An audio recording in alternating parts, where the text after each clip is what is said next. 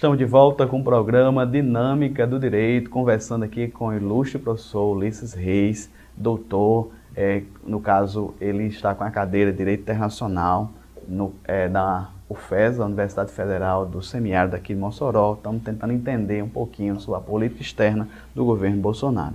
Professor, agora nesse bloco, recentemente, né, o Joe Biden foi reconhecido, foi eleito como novo presidente dos Estados Unidos. E o Brasil foi um dos últimos países a reconhecer a vitória dele.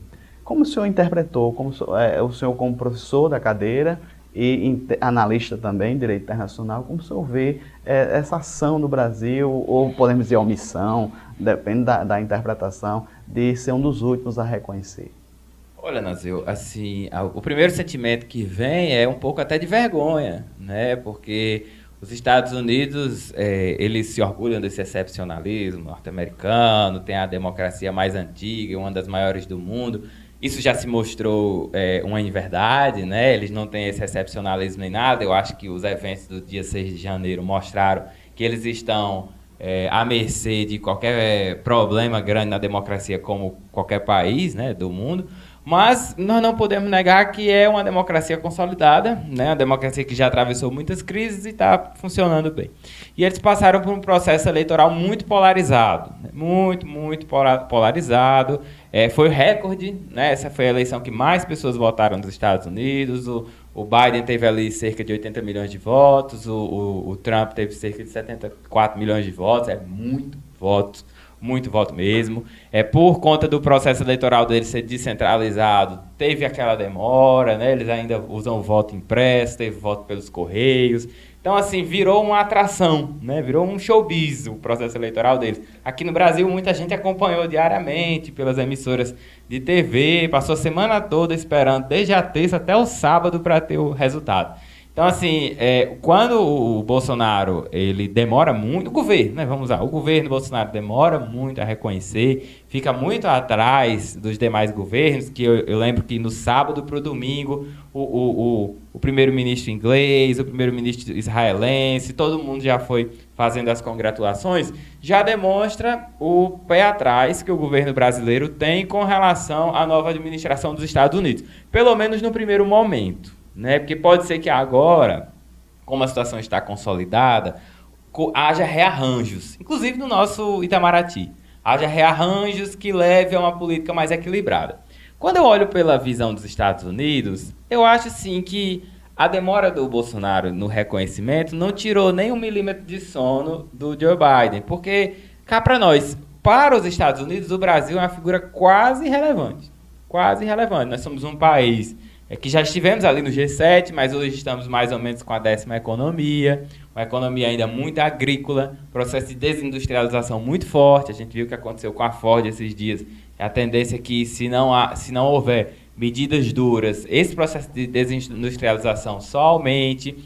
Geopoliticamente, nós não temos uma força militar relevante. Nossos assentos em organizações multilaterais não têm tanta relevância, apesar do Itamaraty ter uma tradição de competência. Então, para os Estados Unidos, assim, eu acho que não arranhou muito nada, sabe? A questão é mais para nós aqui dentro, ver isso acontecer e ver o nível de ideologização do governo, que ficou insatisfeito com o resultado eleitoral, que para muita gente era até previsível. E por conta disso criou uma birra de não reconhecer o resultado do processo eleitoral. Quem somos nós, né, para reconhecer o processo eleitoral de outro estado, de outro país? Assim como a gente não ia gostar se houvesse, por exemplo, na eleição de 2022, se o Bolsonaro ganha, ou se qualquer partido de oposição ganha, ninguém aqui ia gostar que um governo de outro país não reconhecesse. Ora, mas o que é que um governo de outro país tem com relação ao nosso? Existe uma coisa chamada soberania no direito internacional, que é a capacidade de cada Estado, né, de cada governo, ser o detentor da força jurídica dentro do seu território, que é sagrada. Né? Ela não é sagrada para cometer graves violações de direitos humanos, genocídio, coisa desse tipo. Não dá para a gente fazer um apartheid, não dá para, Deus livre, a gente fazer campo de concentração. Isso aí é motivo de flexibilizar a soberania. Mas no jogo democrático, numa democracia, eleger um presidente e outro país não reconhecer, isso eu vejo como uma falha no reconhecimento da soberania alheia. especialmente, talvez isso envolvesse um desejo do governo brasileiro de o resultado ser revertido, né? Como o Trump tentou judicialmente, depois tentou sob a forma de um golpe, ou pelo menos um mini golpe. Não aconteceu, ainda bem, porque uma falha na democracia norte-americana serviria de dominó, certamente, para o restante do planeta. Com certeza. Por isso que é tão importante prestar atenção no movimento democrático deles. Às vezes o pessoal diz assim, eu lembro, porque o período eleitoral deles pegou o nosso municipal. E a rede social, eu uso bastante, tinha muita gente que dizia, o que vocês estão olhando, né? Para a eleição norte-americana, a gente está com a eleição municipal aqui muito mais importante. Com certeza. Para nós é muito mais importante. Eu prestei muito mais atenção na eleição de Mossoró, realmente, do que na norte-americana. Mas ali, naquele momento de frisson, eu acho que era fundamental olhar a eleição deles. Porque o efeito dominó é grande. Você tira pelo... O Trump ganhou, quantas pessoas aliadas a ele ganharam nos anos seguintes? Com essa reversão, vamos ver se o movimento Trump, né, que ele representa, foi um sopro ou se ele tem força para permanecer mesmo com ele saindo da Casa Branca.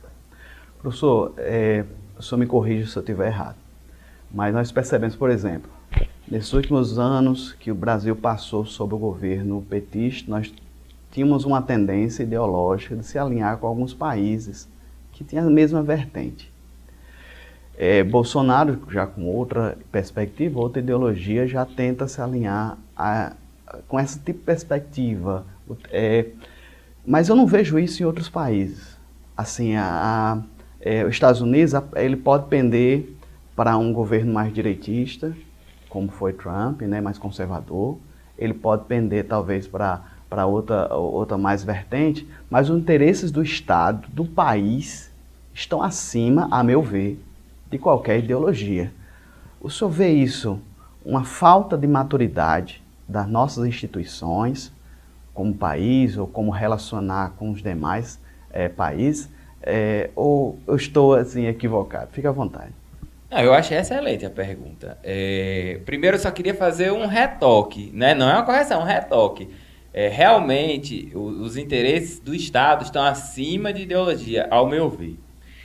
E você disse, porque o governo governo ideologicamente de esquerda, a gente pode discutir se o PT é mesmo tão de esquerda assim, mas isso é outro momento.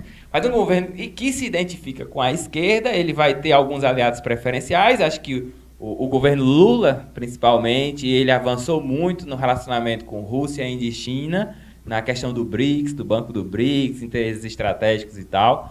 Talvez fosse bom estar muito perto da Índia nesse momento, né, por causa das vacinas. E aí você disse, olha, porque o governo Bolsonaro, ele tem outros preferências, né? Bolsonaro disse que não faria ideologia na sua relação, só o que ele faz é ideologia.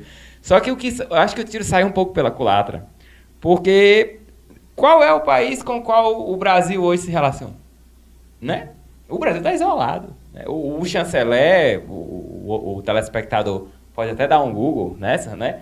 Mas o chanceler, há 1 mês, 2 meses, ele numa entrevista coletiva, ele disse que se preciso fosse que o Brasil fosse um pária, que o fosse com orgulho. Né? Ele disse que o Brasil hoje está isolado e que ele é um pária e que ele é um pária com orgulho. Então, eu acho que as relações internacionais do Brasil hoje estão congeladas. Até na época do Michel Temer, nós tínhamos um Itamaraty muito melhor do que esse que está aí agora. Mas vamos voltar para o centro da sua pergunta. Concordo. Ideologias, porque todo mundo tem, não adianta dizer que não tem. Todo mundo tem um perfil, seja mais conservador, seja mais progressista, mas todo mundo tem. Às vezes, assim, só na fala a gente percebe, você já, obviamente, percebeu qual o meu, só aqui a gente conversando. Mas o interesse do Estado, ele deve ser puramente estratégico. A diplomacia, Nazil, ela não admite amizades. A verdade é essa. Existem amizades entre as pessoas. Se você é o chefe de Estado da Argentina e eu sou o chefe de Estado da Venezuela, por exemplo, nós podemos ser amigos ou podemos ser inimigos. Mas os Estados, eles merecem um tratamento diferenciado. Vou lhe dar um exemplo. Joe Biden, há pouco tempo, quando questionado sobre o relacionamento com Israel, com Benjamin Netanyahu, ele brincou. Ele disse, olha, eu amo Bibi, né, que é como o apelido do Netanyahu. Eu amo Bibi, mas eu discordo de tudo, de todos os interesses de Israel, quase todos os interesses de Israel. Então, assim, nossa relação pessoal é uma coisa, mas a relação de governo, de Estado, aí é outro interesse, é outros 500. É como administrar uma empresa, né? Como administrar uma empresa. Eu posso ser amigo de um colega, mas se o negócio não for bom, eu vou fechar, ou eu vou fechar com a concorrência, que tem mais prazo, que tem mais crédito, que tem mais durabilidade nos seus produtos. Então, a gente não pode confundir essas coisas. A gente não pode sair dizendo que vai fazer um grande arco com estados aliados, porque quem é aliado hoje, numa determinada questão, amanhã a gente pode sentar em mesas opostas em outra. E isso não é um problema. Porque dentro de casa, nas relações pessoais, a gente discorda e continua vivendo quando a gente chega a algum consenso para poder seguir os passos da gente. Do mesmo modo, nas relações internacionais, são 196, 197 estados hoje reconhecidos pela ONU, né? Governos.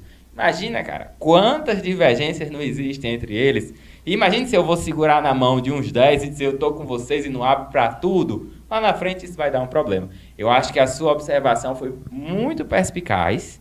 E eu acho que dentro dela a gente pode dizer que o governo brasileiro está perdido, né? Porque nessa ideologização extrema acabou sem aliados, o único que ele achava que tinha já não tem mais, e ou ele se reestrutura para esse segundo biênio, o que eu acho que ainda é possível, porque como os interesses estão acima das ideologias, os outros países se comportam assim, e se o Brasil der uma remanejada, eles vão der um input, eles vão dar um output adequado. Não, o Brasil agora está querendo se ajeitar. Ou se continuar do jeito que está, mais 2 anos aí, do jeito que der, né? Muito bem, estamos conversando aqui com o professor Ulisses Reis, ele que, no caso, assume a cadeira de Direito Internacional da faculdade, na Universidade Federal do semiárido aqui na nossa cidade. Estamos conversando um pouquinho sobre a questão da política externa do governo Bolsonaro. Professor, no próximo bloco vamos avançar na questão do direito ambiental também, internacional, as críticas pontuais de alguns chefes de Estado para a nossa política aqui. Alguns afirmam até que ameaçando nossa soberania. Vamos compreender com o professor Ulisses. Então não sai daí, voltamos.